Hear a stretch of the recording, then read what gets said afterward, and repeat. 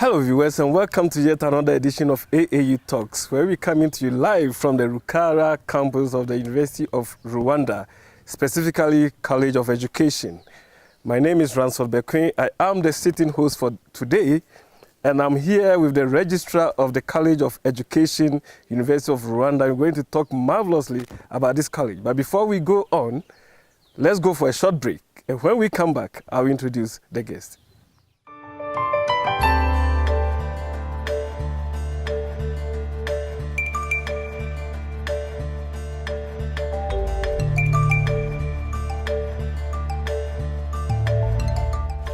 Hello, my name's Phil Cotton. I'm Vice-Chancellor of the University of Rwanda. The mission and the vision of the University of Rwanda, like most universities around the world, is encapsulated in written form. However, I never ever expect any of my staff or students to remember it, because to remember it is to lose the essence of it. Because the essence of it is about creating a space in which young people can be the best. That's what's really behind the vision and the mission.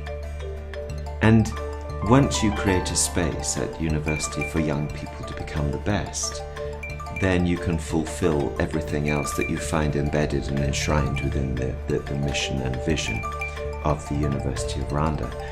And that is about national development. That is about creating leaders. That's about creating people who will contribute to the communities that they're a part of, the smaller communities, but also the larger communities, and then that community that we call the nation. Welcome back, viewers, to AAU Talks on AAU TV. I believe you are watching us live from tv.aau.org and also on YouTube and on Facebook. Yes, we are here at the Rukara campus of the University of Rwanda, specifically at the College of Education.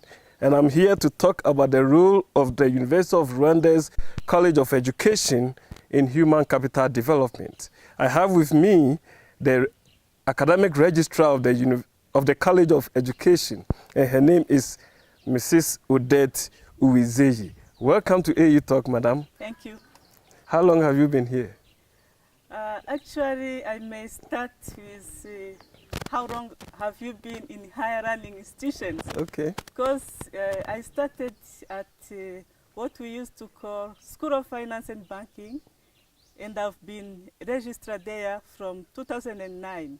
Okay. So with the merger of University of Rwanda in 2013, I continued with that position. Okay. Yeah. So you've been an academic registrar here since 2013?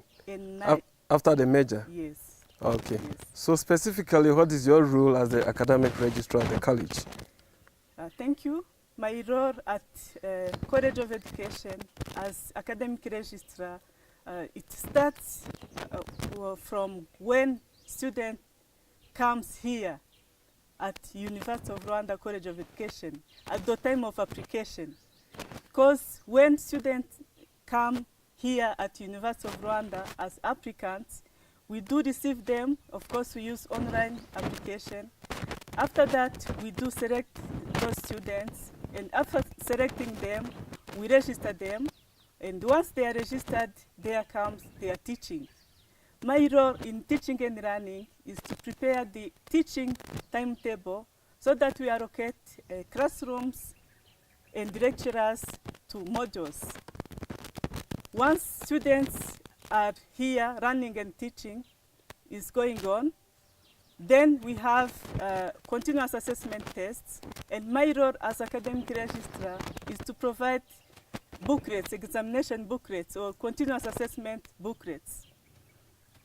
Once we are done with continuous assessment tests, then we do have here the final examination period.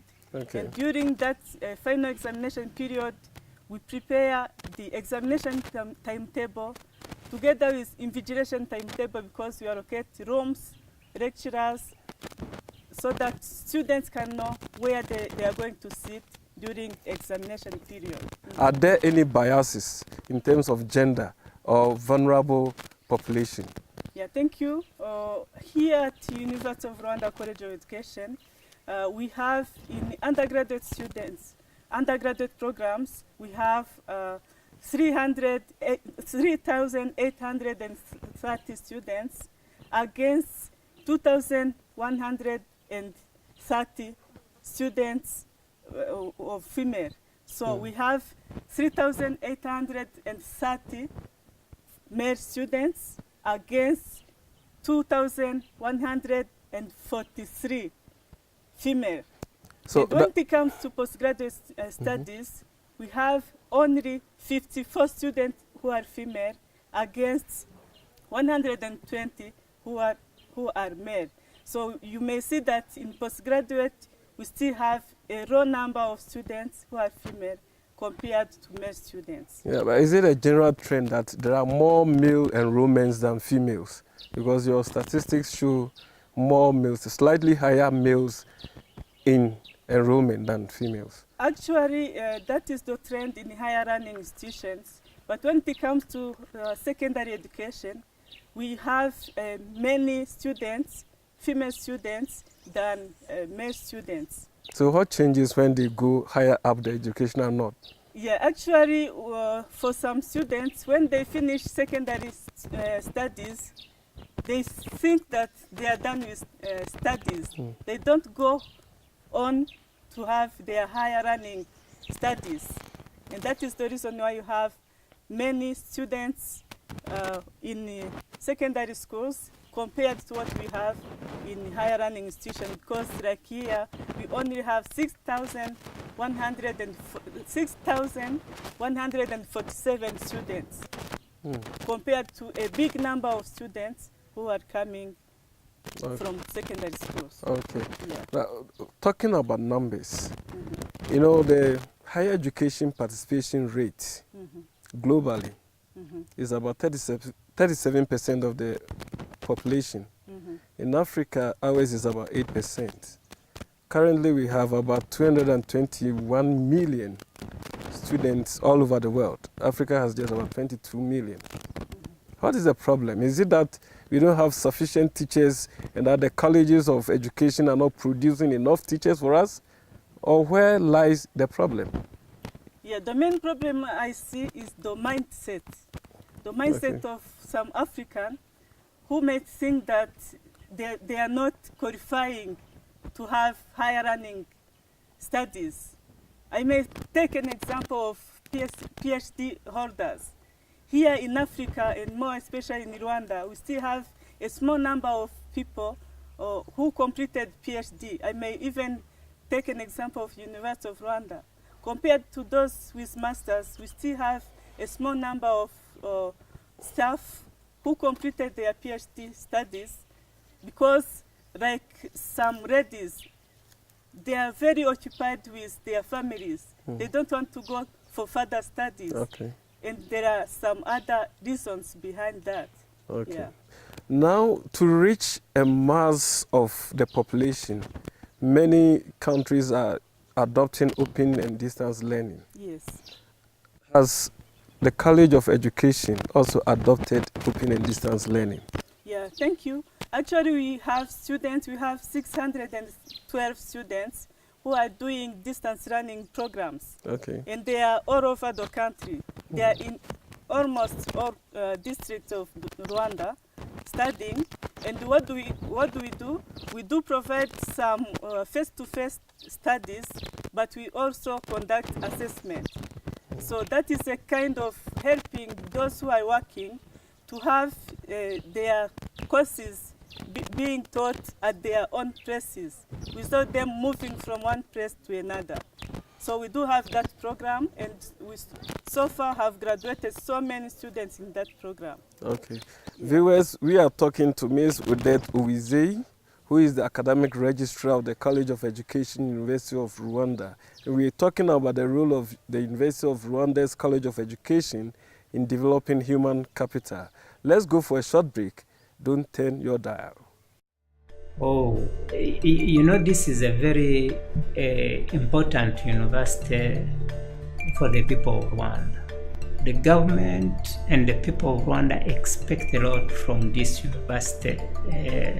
It is a university that is called to be the benchmark of quality of teaching, the benchmark of research to address developmental challenges of our country.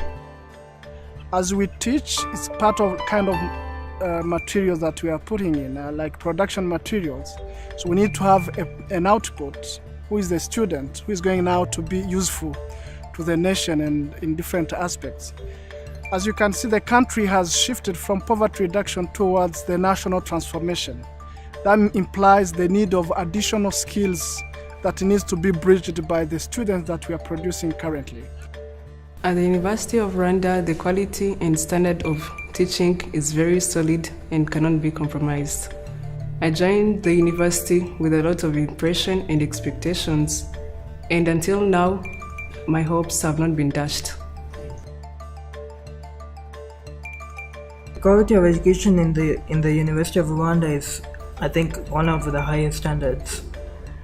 It's like they prepare the students to be entrepreneurs in the country, and at the same time, should they reach a situation to go outside, let's say to the US or Europe, they can also survive there. The quality of education is very, very high. It's actually, I would say, it will prepare you for any job, any situation you want that you can be thrown at. During this small experience that I've passed here, I've learned that being in a university it's not just about academics. They've taught me a lot of different things, how to adapt with the social and civic rights, how to be responsible and to find the enemy.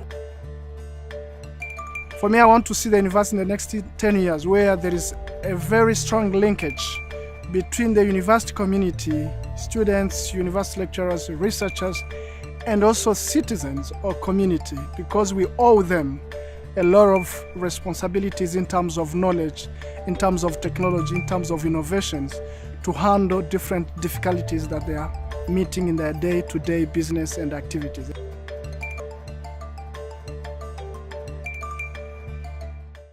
Welcome back, viewers, to AAU Talks, and we're talking about the role of the College of Education in developing human capital in Africa.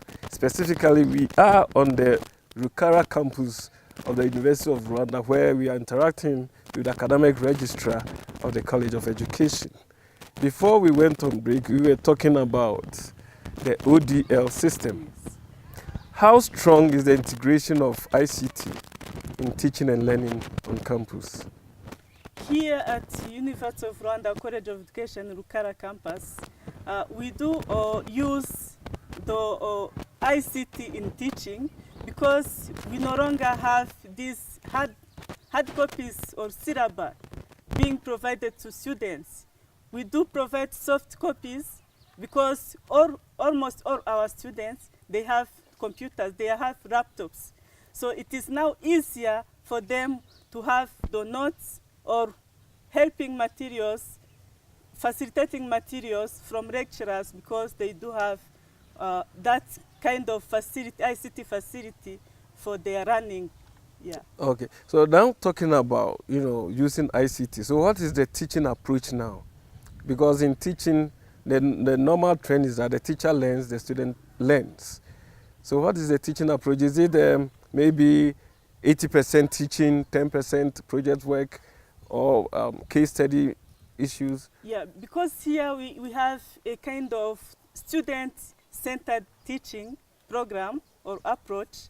We do provide a small number of hours for teaching, for face-to-face teaching, but we do provide a big number of hours to students for their self-running, because we want them to do their own research. We want them to do a kind of research which can help them really understand the models that they are having. So we don't want them to focus on the syllabus from lecturers or from the PowerPoint presentation from the lecturer, but we want them to focus on their own research. Hands-on research. Yes. Okay. So now teaching, talking about research, do you do a lot of research? And if you do research here, into what fields do you conduct such research?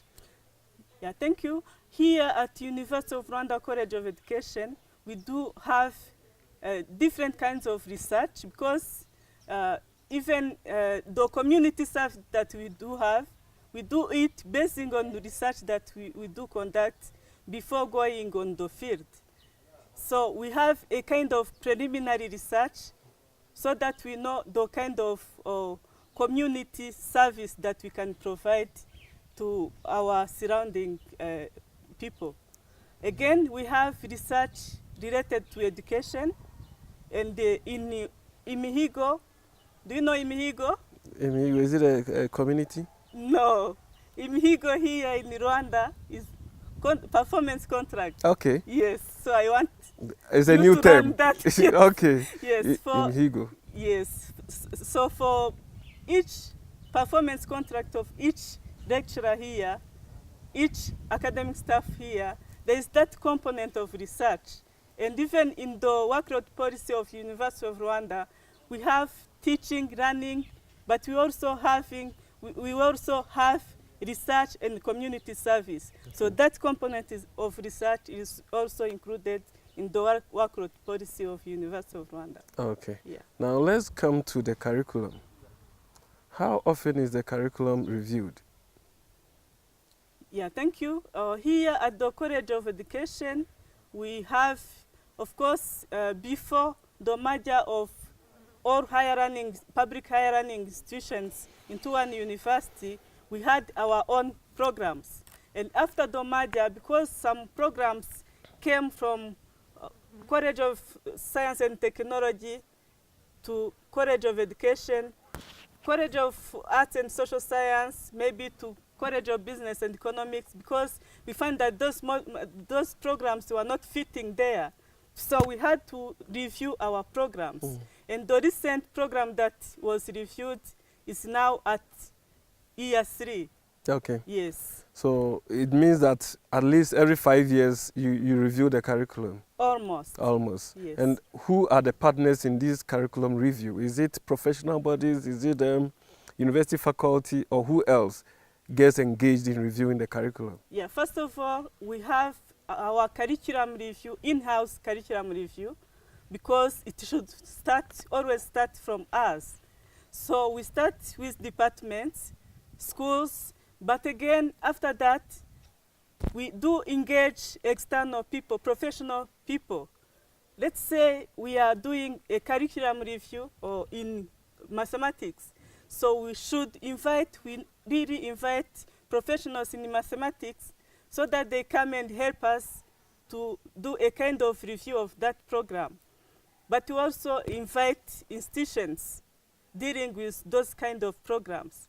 So we really invite so many people for validation of our programs to make sure that what we are doing matches with what is needed at the marketplace. Okay. Yeah. What is needed at the marketplace? Now pick it up from there. Yes.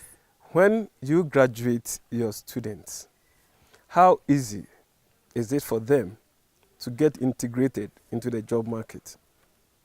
Yeah. First of all, we have a unit here called Career Guidance and Employability. So the first role of that unit is to engage our graduates with employers outside, so that they can be able to have a kind of job which fits with what they did here at the University of Rwanda. But we also have REB is Rwanda Education Board. We also have government. So wherever there is a place for a lecturer or a teacher, we do send our students. We have a database of students with their contacts, and whenever that student is needed in any place, so we call those students so that they can go and fill that gap in different districts. Okay. Yeah. Finally, as we are wrapping up, perhaps my last question is that a university in this 21st century is measured by its level of internationalization. Yes. In terms of the staff, the faculty, and then the students. Yes. The question then is, how do you attract international students? How do you attract international staff? Yeah, for international students, the first channel is this center, is now this Center of Excellence, whereby we are getting many students, many international students. Like of now, we have 71 students, international students, who have joined the University of Rwanda College of Education. So through this program, we do market our programs so that we can attract external students, international students to come and join. But again, the quality of what we are offering them, we do focus on quality so that we can market our products through what we are offering to our clients. So the same comes to lecturers or academic staff, international staff, because they know the kind of quality that we are offering, and there are some people who always stick on quality.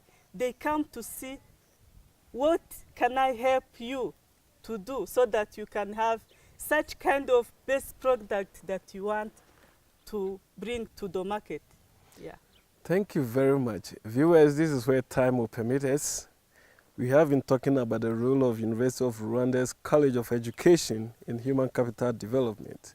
If you want to teach teachers how to teach, this is a place for you all over Africa and beyond. It has been my pleasure to have spoken with Mrs. Odette Uwizeye. Stay tuned in for another program on AAU TV. Take care until another time.